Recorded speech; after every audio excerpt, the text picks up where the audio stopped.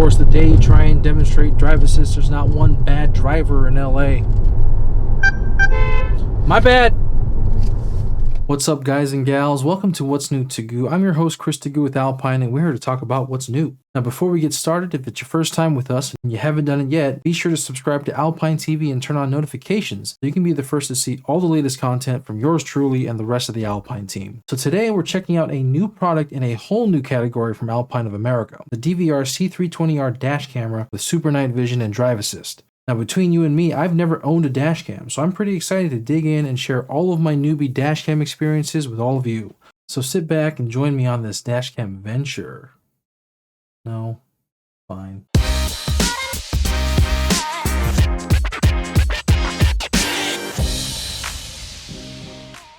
So what's a dash cam, right? Well, basically, it's a camera that you install on your windshield that records what's in front of you while you're driving. There's specialized cameras that continuously record while the car is on, and it's all stored on an SD card. The footage can then be used for insurance claims, security footage, or heck, even be the next viral video. Now, Alpine offers two dash cams in their lineup. The DVR-C320R is the step-up model to the DVR-C310R. Be sure to check out Alpine Brooks' video to get an inside look on that product. See what I did there? So let's talk about some of the features.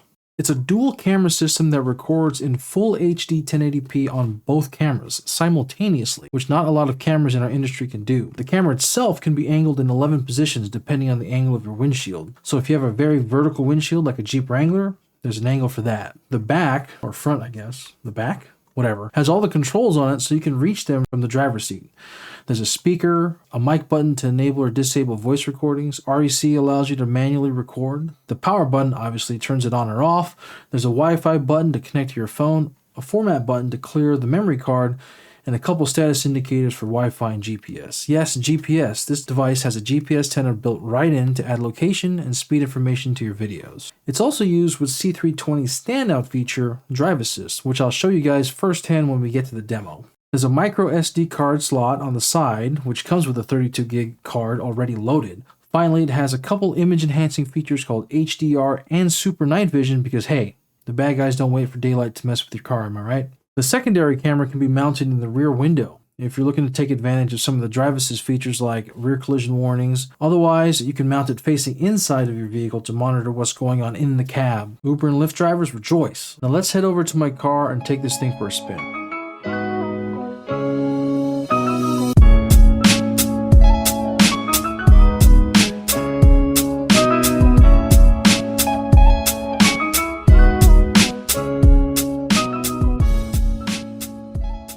Welcome to my Civic. Fun fact, this is actually my wife's car that I commandeered and turned into an Alpine billboard.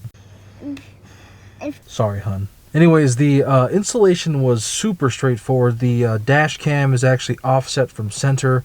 There's a third visor frit actually printed on the glass, so I had to avoid that. The secondary camera is center back and looking out. That way I can take advantage of some of the drive assist functions as well as monitor if anyone's a little too interested in my Halo subs. What's striking about the install is that it's super clean. None of the connections are made at the dash cam. They're all done after a 12-foot extension cable. So that's actually happening under my dash. All the controls are accessible by the driver, and the SD card is actually on the left. So when you're done and you want to back up your SD card, you can very easily touch it, take it out, and you're good to go. So this dash cam has two modes. Assuming you've connected it to the vehicle's power, you have access to parking mode. Now, parking mode works in three different ways, and the default way of it working is it's monitoring activity at all times, and basically if it detects any motion or impact, it'll actually capture 10 seconds before and then 10 seconds after that impact or motion. The second way is called time lapse. That records at 2 frames per second. So it's a little bit choppier, but it can take a lot of information for a long extended period of time and manage to keep it a very small file size. So if you're looking for full-time surveillance, time-lapse is the way to go. The final way is called energy savings mode. Now that only records on impact. So if the vehicle senses any type of impact, it'll record for 20 seconds. Let's get this thing up and running and I can show you how it works. So as it boots up, it'll actually warn you about any type of incidences that happen while the vehicle is off and then tell you what mode it's in. During parking mode. Motion detection recording. Event detection recording. Occurred. recording will now start. I wonder what that was. All right, let's get this thing paired to the phone. So the first thing you do is press the Wi-Fi button. On your smartphone, connect to a Wi-Fi network. Now the app you're going to be using is called the Alpine Recording Viewer, and that's free and available on the App Store or Google Play.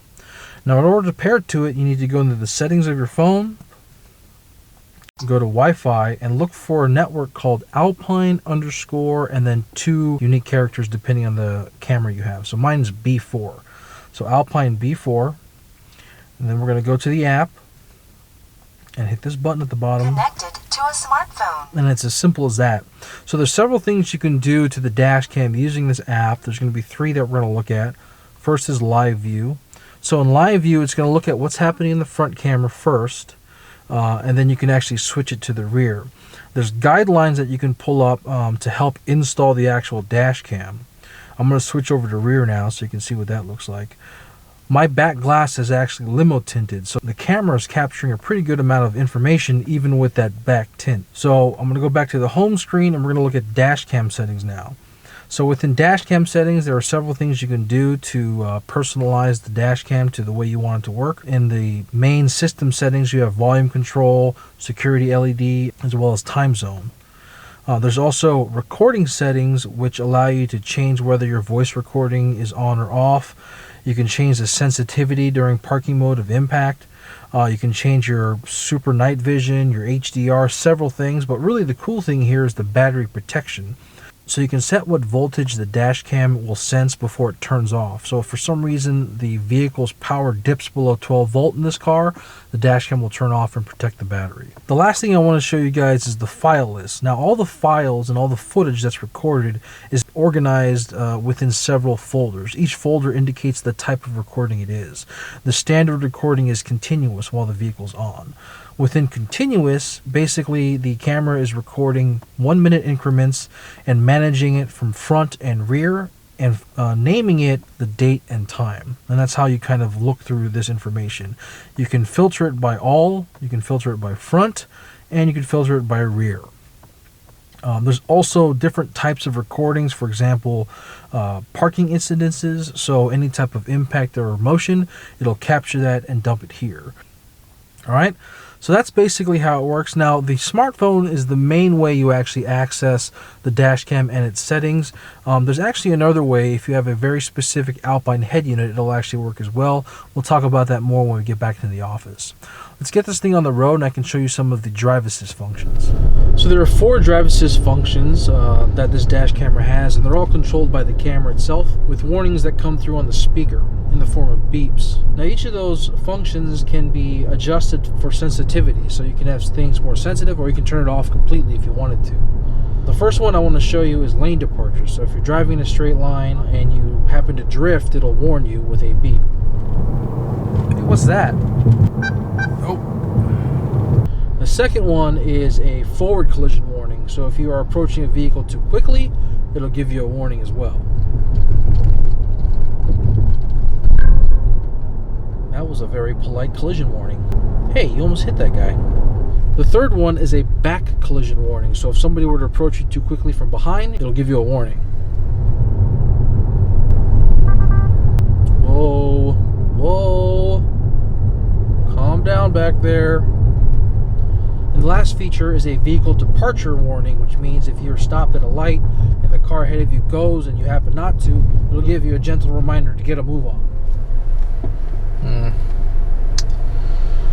What should I do today? Oh, going. Alright, let's head back to the office and check out this footage. I'm going to use this SD card adapter that's included. So there are a few ways to actually view the footage that your dash cam has captured. And I showed you one way, which was through the smartphone app. Now the other way is to just look at the contents of the SD card. So on my computer here, I'm going to pull up the SD card. I've renamed it the DVR-C320R. And you can see several folders that hold all the footage. They're all organized by the type of footage it is.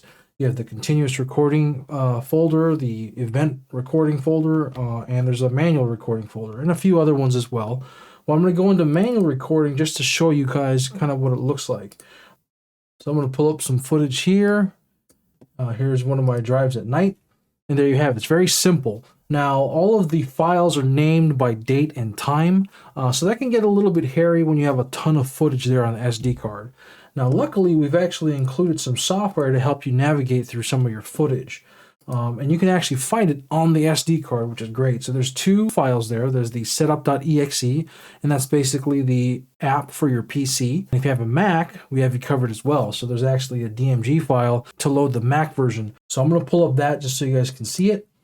And there you go. Now, both apps look very similar. They're a little bit different, but they operate exactly the same way. So they have different tabs for the type of footage you have. There's all, continuous, motion. You can see the front camera here in the main part of the screen. You also have the rear up at the top right. You can switch those with these little arrows. They'll kind of flip-flop back and forth. If you have GPS locked in, you can actually see that map information here on the right, which is pretty cool. You have the speed information at the bottom. Don't mind the graffitied train that I selected here. So there's a very straightforward way of viewing the footage on your dash cam. All of this stuff can be backed up, so you can take the files and store them on your computer. That way you can make space for more footage in the future. Now, earlier I mentioned there were a few Alpine head units that could work directly with the DVR-C320R. That's the X308U on version 1.4, the INE W987HD on version 1.4, and the ILX207 on version 6. Now, assuming you don't have a Maestro connected, you can connect the DVR-C320R to any of those head units. While the parking brake's engaged, you're able to see what's happening on both cameras and have access to change settings, as you would on a smartphone. Be sure to look out for more compatibility as new Alpine radios hit the market. Well, there it is, guys. Thanks for your time. I hope you enjoyed this video, and if you did, be sure to hit that like button. If you get a chance, hit up your nearest Alpine dealer for more information about this dash cam. It's definitely a keeper for me. Have a great rest of your day, and tune in next time for what's new.